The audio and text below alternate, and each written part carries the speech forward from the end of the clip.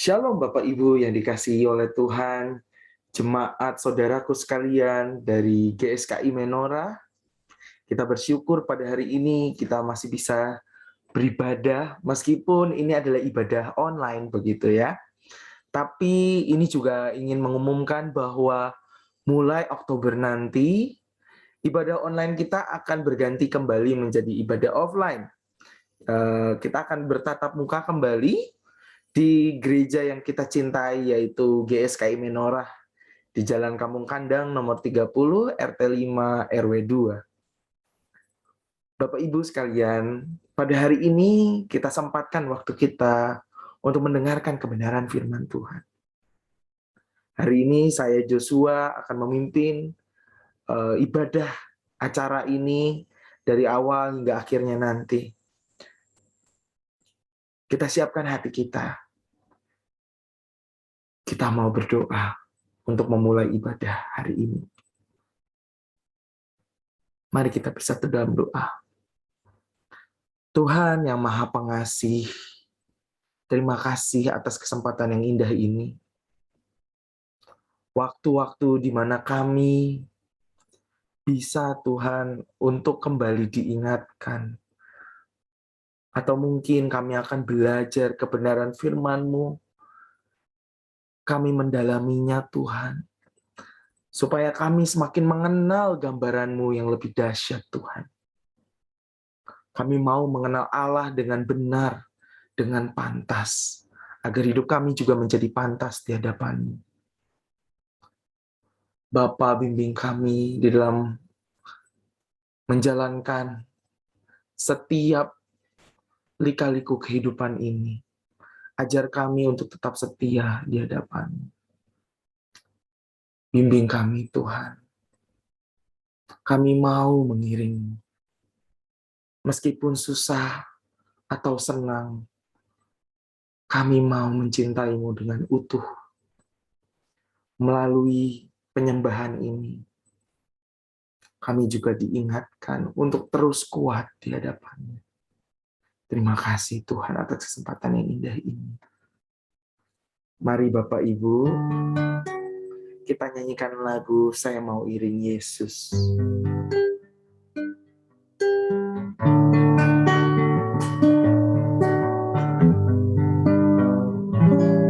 Saya mau iring Yesus.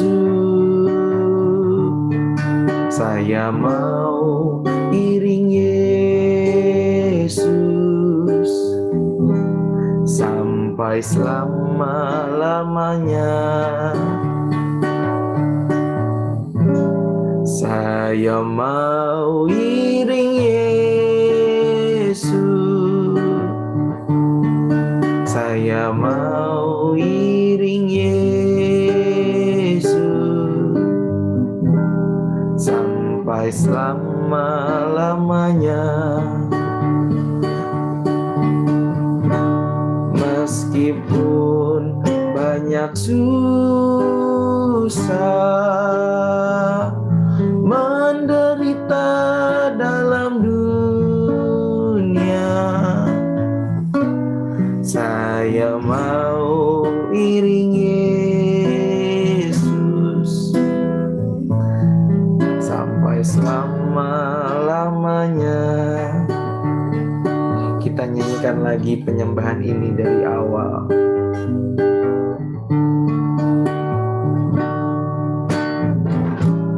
Saya mau iring Yesus.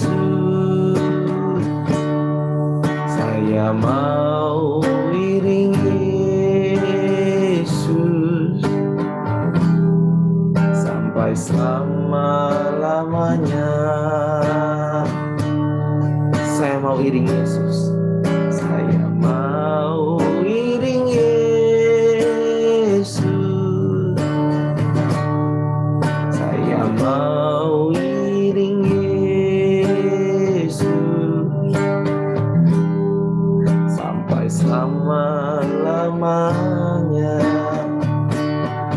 Meskipun banyak susah, pun banyak susah,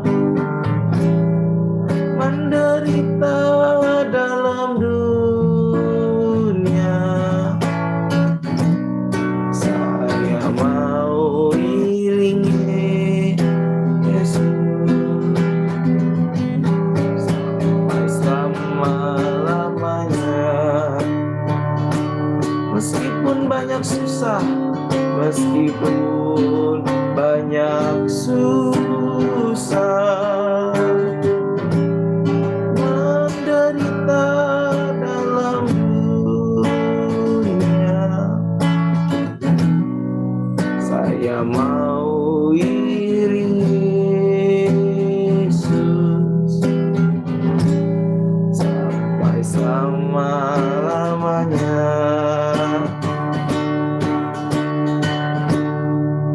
Meskipun banyak susah,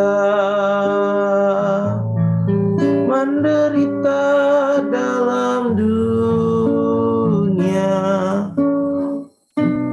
saya mau iring Yesus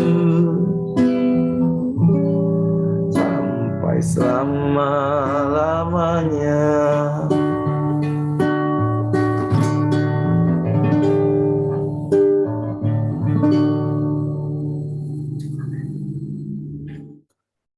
Puji Tuhan Bapak Ibu, kita telah mendengarkan penyembahan. Sebelum kita mendengarkan pewartaan firman Tuhan hari ini, mari kita siapkan hati kita tundukkan kepala kita bersatu dalam doa untuk mendengarkan firman Tuhan hari ini. Saya akan pimpin di dalam doa. Tuhan yang dahsyat, yang bertahta di kerajaan surga, terima kasih Tuhan, kami diberikan kesempatan Tuhan, baik jemaat dari GSKI maupun teman-teman atau jemaat atau hamba-hamba Tuhan yang bisa ikut melihat dan mendengarkan melalui live streaming ini di channel YouTube GSKI Menorah Tuhan. Kami akan mendengarkan kebenaran firman-Mu. Berbicaralah melalui hamba-Mu Tuhan, yang mungkin saja Tuhan melakukan banyak kesalahan, belum indah di mata-Mu. Namun Tuhan, hamba-Mu ini ingin terus berubah, ingin terus dalam dekapan hadirat-Mu. Biarlah kerongkongan hamba-Mu ini dipakai untuk memberikan kebenaran firman-Mu yang sangat dahsyat memberkati jemaat-jemaat yang terkhususnya di rumah maupun yang mendengar di kanal YouTube GSKI Menorah. Terima kasih Tuhan. Kami telah berdoa dan mengucap syukur, kami akan memulai ibadah ini. Haleluya. Amin. Oke, puji Tuhan Bapak Ibu. Bapak Ibu sekalian yang mendengarkan melalui live streaming di YouTube ini, mungkin jika Bapak Ibu mendengar ya beberapa kali jika saya membawakan begitu ya ibadah, saya akan membuat ibadah dengan tema-tema yang khususnya itu unik begitu ya, terbilang unik begitu ya. Apalagi jika Bapak Ibu sering mengulik atau mungkin sering membaca buku, mungkin kata-kata ini sering keluar atau sering muncul begitu. Nah, kadang juga banyak yang berbicara bahwa kalau kita mendengarkan firman Tuhan, ya itu tuh harus memberikan hal-hal yang memang kebenaran yang ada di dalam firman Tuhan begitu. Jadi apa yang ada di dalam firman Tuhan itu dikeluarkan dan di-share-kan kepada Bapak Ibu semua.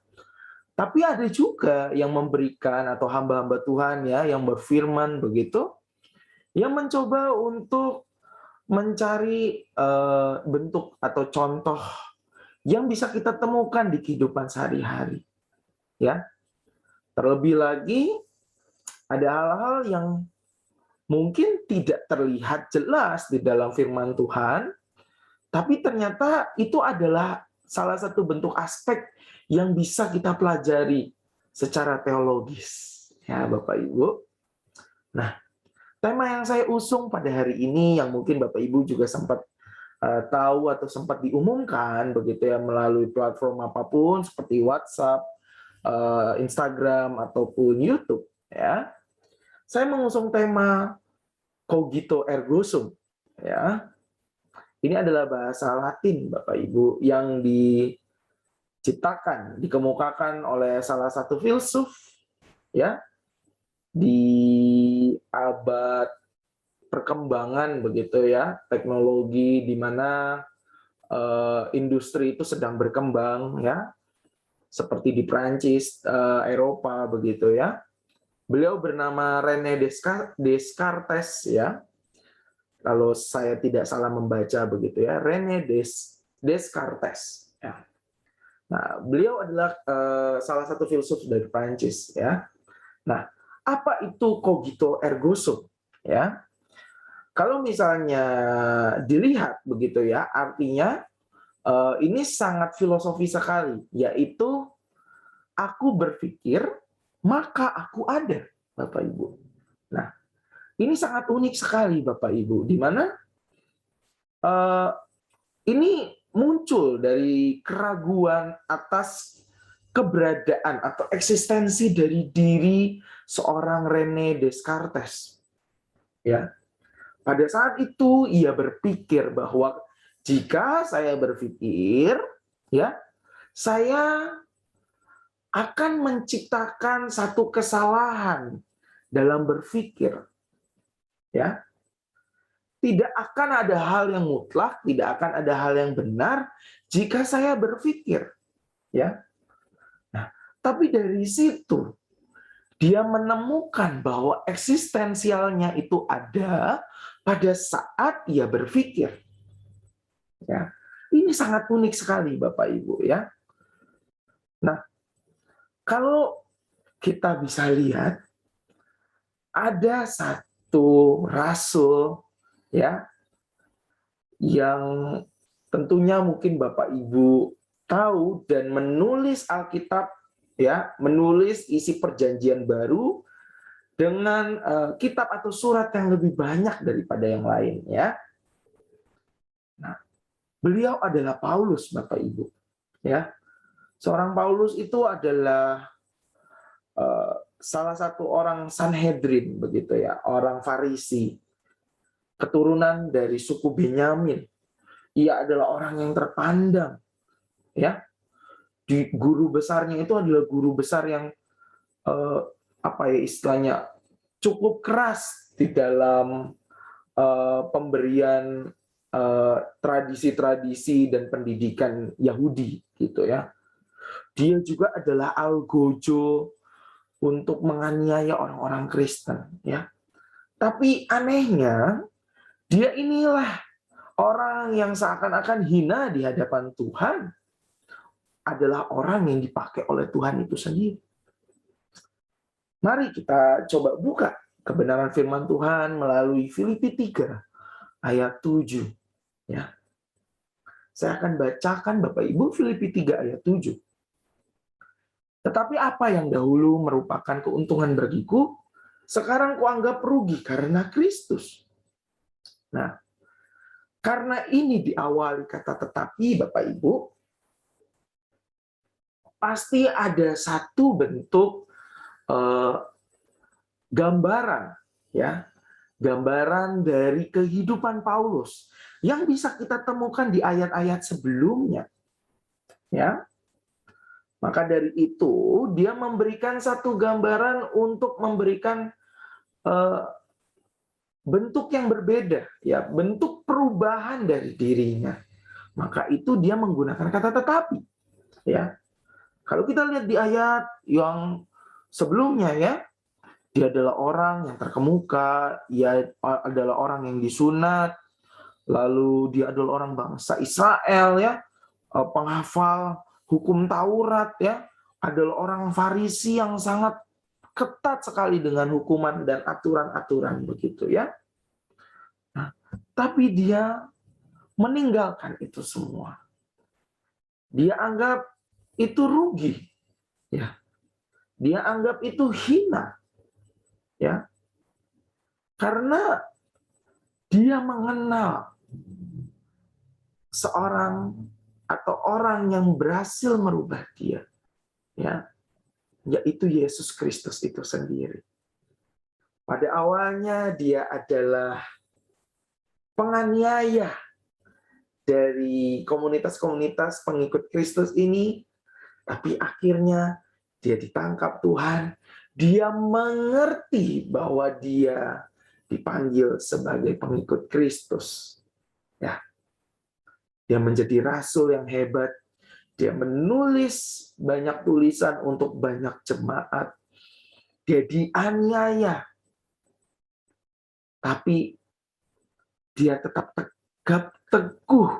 Dia tetap tidak bisa keluar dari kasih Tuhan. Dia tetap mengasihi Tuhan dengan utuh, Bapak Ibu. Meskipun dulu hidupnya itu enak sekali, tapi dia memilih keluar dari zona nyamannya, ya. Karena apa? Ia mendapatkan satu pewahyuan, ya. Waktu itu dia ingin pergi begitu ya, tapi dia dibutakan Tuhan, dia ketemu Tuhan, ya. Pada saat itu dia memilih untuk itu menjadi titik baliknya, ya. Dia ingin bertobat, dia ingin menjadi pengikut Kristus, ya. Bapak Ibu sekalian, jika kita gambarkan seperti tema yang saya usung ya, cogito ergo sum ya.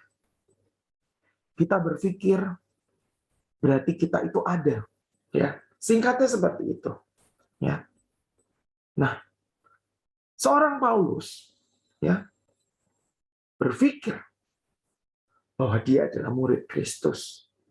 Dia harus bertanggung jawab dengan apa yang ia lakukan. Ya. Bahkan itu seperti menelan ludah sendiri, Bapak Ibu. Ya. Dia menganiaya, dia merusak jemaat ya dari Kristus itu sendiri ya, komunitas-komunitas yang ada, dia menjadi algojo ya.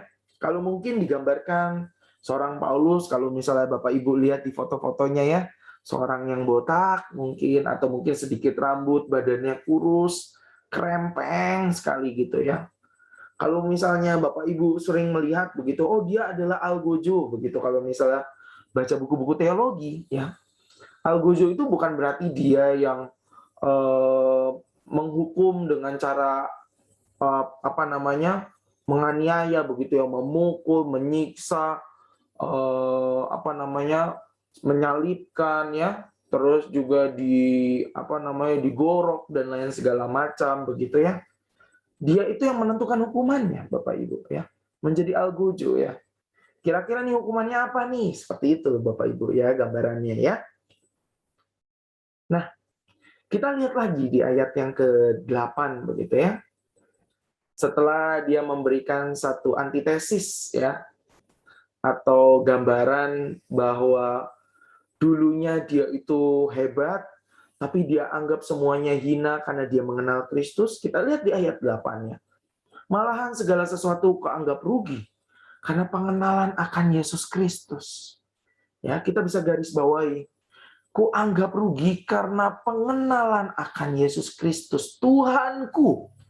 Ya, dijelaskan bahwa Yesus Kristus adalah Tuhannya Rasul Paulus. Ya, Tuhannya orang Kristen, ya, kalau misalnya digambarkan seperti itu. Lebih mulia daripada semuanya. Oleh karena dialah aku telah melepaskan semua itu dan menganggapnya sampah. Kata sampah di sini cenderung konotasinya negatif, Bapak Ibu. Sampah itu bukan seperti sampah kalau kita buang sampah, bekas tisu kita pakai, atau mungkin sampah plastik kita buang begitu. Bukan, Bapak Ibu. Sampah di sini menggunakan bahasa Yunani yaitu skubala ya.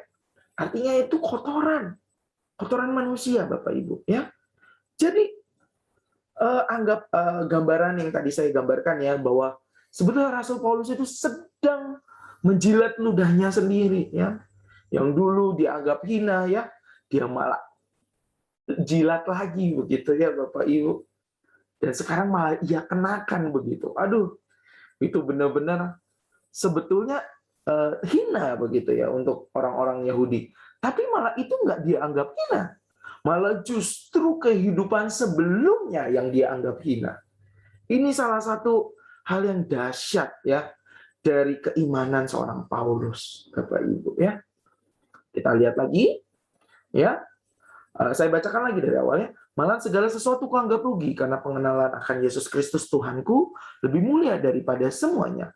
Oleh karena dialah aku telah melepaskan semuanya itu dan menganggapnya sampah supaya aku memperoleh Kristus. Ya, ia ingin mendapatkan hadiah yang ia pertahankan, yang awalnya ia sempat sempat ia hiraukan, sempat diguraukan juga begitu ya.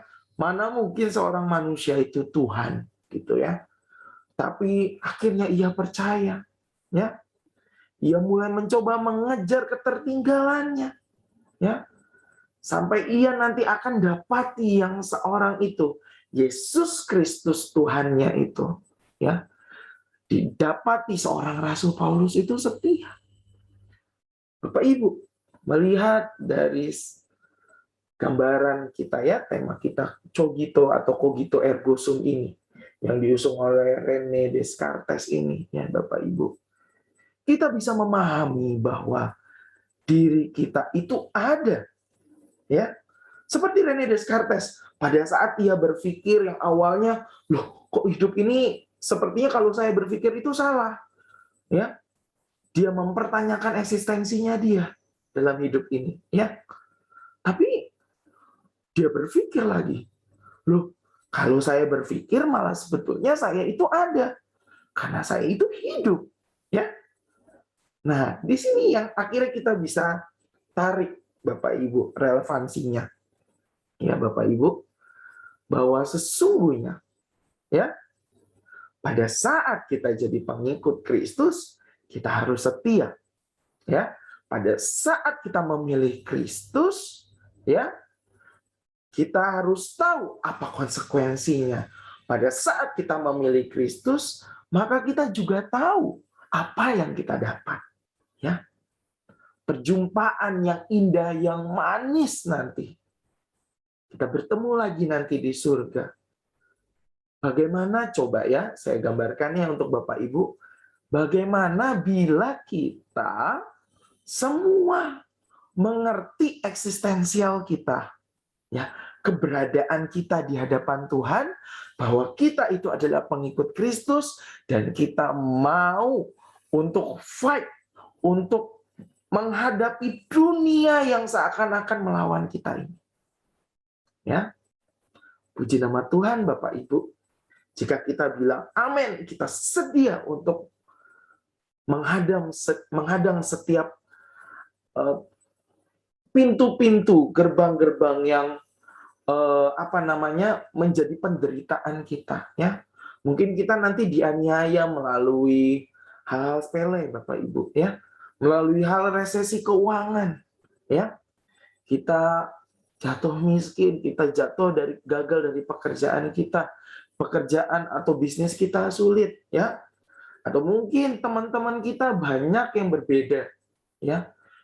Lalu kita dikasih gambaran-gambaran atau filosofi atau filsafat dari agamanya dia.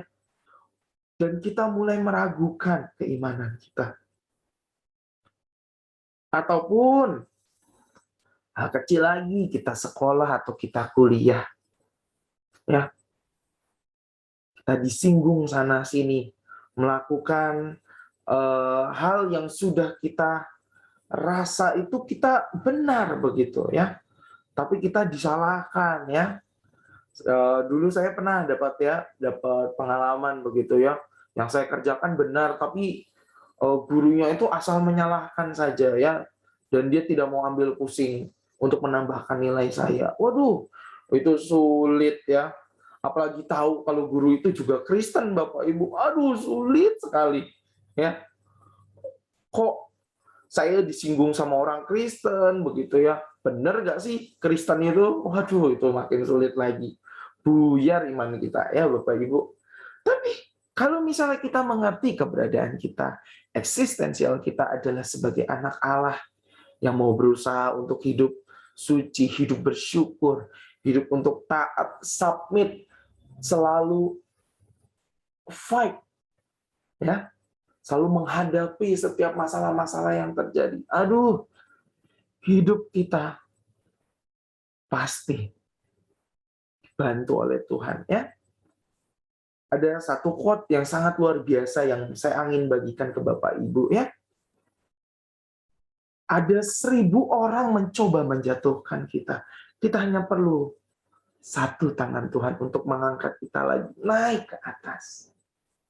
Ya. Kita mulai dulu Bapak Ibu untuk mengenal diri kita. Ya. Di hadapan Tuhan, di hadapan diri kita sendiri, dan di hadapan sesama kita. Sudahkah eksistensi kita diperhitungkan oleh Tuhan? Atau mungkin kita seperti yang dituliskan di dalam Matius, ya. Kita sudah mengusir setan, kita sudah jadi orang Kristen yang benar nih, nggak usah mengusir setan dulu, ya. Terus Tuhan bilang, saya tidak bisa menikmati engkau, hanyalah engkau. Waduh, itu sedih, bukan main, Bapak Ibu. Waduh, itu kita seperti udah, wah, selama ini yang kita kerjakan ternyata omong kosong. Aduh, pusing deh Bapak Ibu, ya. Cogito ergo sum, ya. Pikirkanlah eksistensi kita di hadapan Tuhan, ya. Seorang René Descartes saja sudah berpikir, ya. Dia meragukan dirinya ada, tapi pada saat dia berpikir, dia merasa dirinya itu ada, ya. Mau itu dia berpikir salah ataupun benar, dia ada karena dia berpikir. Itu yang membedakan dirinya dengan benda mati, ya. Kalau kita mengerti bahwa eksistensi kita sebagai anak Allah ada yang beda, ya. Kita tidak bisa menyerupai dengan dunia ini, bukan? Ya, Bapak Ibu. Amin. Puji nama Tuhan, Bapak Ibu. Demikianlah kebenaran firman yang bisa saya sampaikan. Mohon maaf bila ada kesalahan kata yang mungkin saya ucapkan. Puji nama Tuhan. Untuk menutup firman Tuhan hari ini, saya pimpin dalam doa. Mari Bapak Ibu kita berdoa bersatu dalam doa. Tuhan yang maha baik, puji syukur kami belajar kebenaran firman-Mu. Kami mulai mempertanyakan lagi Tuhan, siapa kami Tuhan di hadapan-Mu? Apakah kami sudah dianggap oleh Engkau? Apakah kami bisa tahu Tuhan, kami ini adalah sebetulnya anak-Mu Tuhan. Dan kami mulai merubah, merombak hidup kami sesuai dengan kehendak. Sangat dahsyat kebenaran firman Tuhan yang diberikan pada hari ini. Tolong bimbing kami Tuhan, sampai kami Tuhan menjadi sempurna nanti. Ajak kami Tuhan untuk duduk diam, untuk berpikir, enggak sekali dua kali Tuhan, tapi beribu-ribu kali Tuhan. Apakah hidup kami sudah layak di hadapan-Mu? Itu supaya kami Tuhan semakin sadar bahwa hidup kami itu adalah milik-Mu. Sadarkan kami bila kami belum sadar, Tuhan. Tiba saatnya Tuhan kami akan berpisah satu dengan yang lainnya, Tuhan. Lepaskan berkat bagi kami, Tuhan, di rumah kami masing-masing ataupun yang mendengar melalui kanal YouTube ini. Semua yang terberkati, Tuhan. Dijauhkan dari sakit penyakit, Tuhan. Dan selalu hidup, Tuhan. Duduk diam di hadirat-Mu. Mempertanyakan setiap masalah yang terjadi dengan Engkau sendiri, pribadi yang agung dan mulia. Terima kasih Tuhan. Hamba-Mu usai untuk berbicara hari ini, Tuhan. Terima kasih atas kesempatan ini. Ibadah ini kami tutup Tuhan di dalam nama-Mu, Tuhan Kristus, Tuhan Yesus yang mulia. Haleluya. Amin. Puji nama Tuhan Bapak Ibu semua.